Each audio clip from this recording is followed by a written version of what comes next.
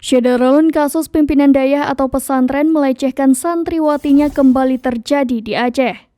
Pesantren atau dayah yang seharusnya menjadi tempat bagi para santri untuk memperdalam ilmu agama kini dilanda dengan sejumlah kasus tindakan asusila.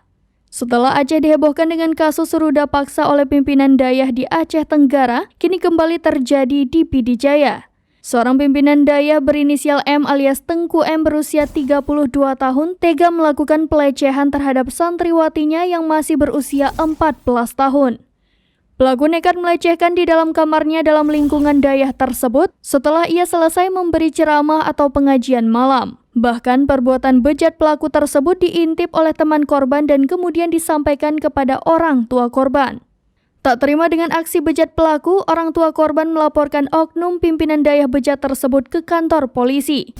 Tak hanya itu, berdasarkan pemeriksaan psikologis, korban mengalami trauma dan gangguan perilaku.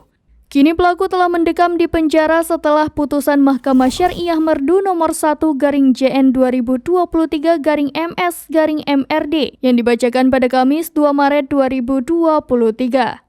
Majelis Hakim yang dipimpin oleh Hakim Ketua Saleh Umari mengatakan, terdakwa M terbukti secara sah dan meyakinkan bersalah melakukan tindak pidana dengan sengaja melakukan jarimah pelecehan seksual terhadap anak dengan ukubat takzir penjara selama 90 bulan atau 7 tahun 6 bulan, dikurangi selama terdakwa berada dalam tahanan dengan perintah agar terdakwa tetap ditahan.